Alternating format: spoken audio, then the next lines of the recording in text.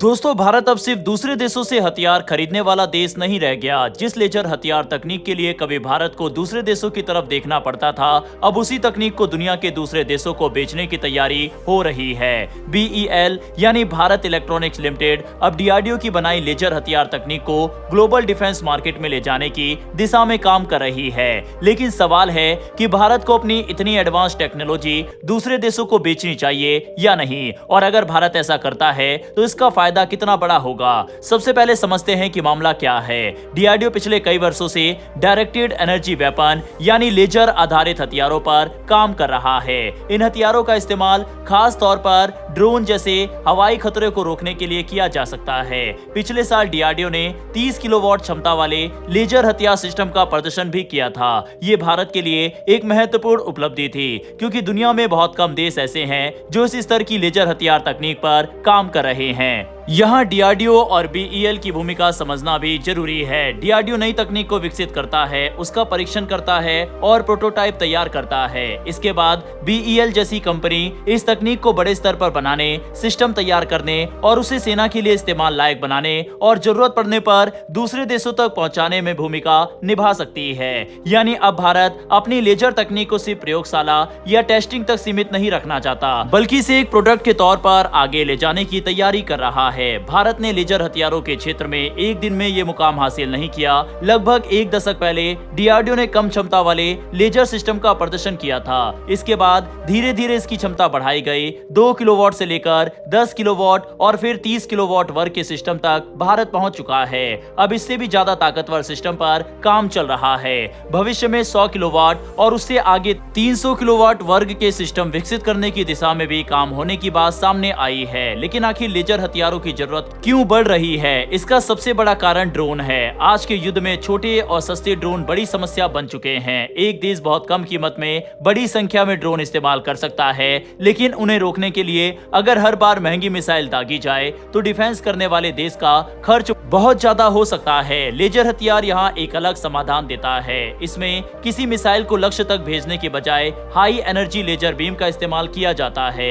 अगर सिस्टम पर्याप्त ताकतवर हो और लक्ष्य सही दूरी पर हो तो ये ड्रोन को नुकसान पहुंचाकर उसे हवा में ही निष्क्रिय कर सकता है। इसका सबसे बड़ा फायदा यह है कि हर लक्ष्य के लिए एक महंगी इंटरसेप्टर मिसाइल खर्च करने की जरूरत नहीं पड़ती। यही वजह है कि अमेरिका, इजराइल, ब्रिटेन और चीन जैसे देश भी डायरेक्टेड एनर्जी वेपन पर काम कर रहे हैं। इजराइल आयरन बीम नाम के लेजर डिफेंस सिस्टम को विकसित कर रहा है। ब्रिटेन का ड्रैगन फायर प्रोग्राम भी इसी दिशा में है। अमेरिका ने भी कई हाई एनर्जी लेजर सिस्टम पर काम किया है। अब भारत के सामने एक बड़ा मौका है। दुनिया के कई देश खास तौर पर ड्रोन से बचाव के लिए ऐसे सिस्टम खरीदना चाहते हैं। मध्य पूर्व के देशों में इसकी मांग काफी ज्यादा है। UAE, सऊदी अरब, कतर और बहरीन जैसे देशों के सामने ड्रोन और मिसाइल हमलों का खतरा बना रहता है। ऐसे देशों के लिए कम लागत वाले एंटी ड्रोन सिस्टम काफी उपयोगी हो सकता है। अगर भारत इस बाजार में उतरता है तो उसे कई फायदे हो सकते हैं। सबसे पहला फायदा होगा डिफेंस एक्सपोर्ट में बढ़ोतरी। भारत पहले ही ब्रह्मोस और आकाश जैसे हथियार सिस्टम दूसरे देशों को बेच रहा है। अगर लेजर हथियार भी इस लिस्ट में जुड़ते हैं तो भारत की रक्षा तकनीक को लेकर अंतर्राष्ट्रीय भरोसा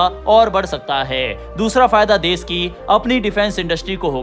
अगर विदेशी देशों से ऑर्डर आते हैं तो भारत में इन सिस्टम का उत्पादन बढ़ेगा। इससे कंपनियों को फायदा मिलेगा और नई तकनीक पर रिसर्च के लिए ज्यादा पैसा उपलब्ध होगा। यानी आज जो तकनीक विकसित की जा रही है उससे मिलने वाला पैसा भविष्य में और एडवांस हथियार बनाने में लगाया जा सकता है। लेकिन यहाँ सबसे बड़ी चुनौती भी है। लेजर हथियार कोई सामान्य रक्षा उपकरण नहीं है। इनमें इस्तेमाल होने वाली तकनीक काफी संवेदनशील हो सकती है। अगर पूरी तकनीकी जानकारी किसी दूसरे देश तक पहुंच जाती है तो वह इसकी रिवर्स इंजीनियरिंग करने की कोशिश कर सकता है। इससे भारत की अपनी सैन्य बढ़त को नुकसान पहुंच सकता है। इसके अलावा हर देश को ऐसी तकनीक बेचना भी संभव नहीं होगा। भारत को अंतर्राष्ट्रीय हथियार निर्यात नियमों और अपनी एक्सपोर्ट कंट्रोल व्यवस्था का पालन करना होगा।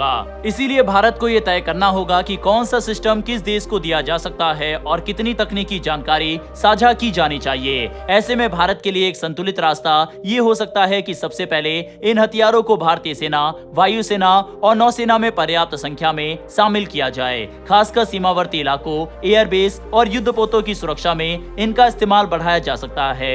इसके बाद कम और मध्यम क्षमता वाले एंटी ड्रोन सिस्टम को चुनिंदा मित्र देशों को एक्सपोर्ट किया जा सकता है।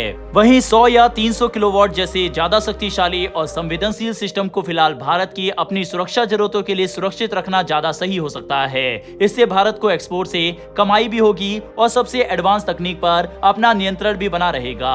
कुल मिलाकर देखा जाए तो भारत का लेजर हथियारों के क्षेत्र में आगे बढ़ना देश की रक्षा आत्मनिर्भरता के लिए बड़ी उपलब्धि है। अगर BEL इन सिस्टम को अंतर्राष्ट्रीय बाजार में सफलतापूर्वक पहुंचाती है तो भारत की पहचान सिर्फ हथियार खरीदने वाले देश की नहीं बल्कि एडवांस रक्षा तकनीक बेचने वाले देश की भी बन सकती है। लेकिन सवाल आपसे यही है कि क्या भारत को अपने स्वदेशी लेजर हथियार दूसरे देशों को एक्सपोर्ट करना चाहिए या इतनी संवेदनशील तकनीक को अभी सिर्फ भारतीय सेनाओं तक ही सीमित रखना चाहिए? अपनी राय कमेंट बॉक्स में लिखकर बताइएगा।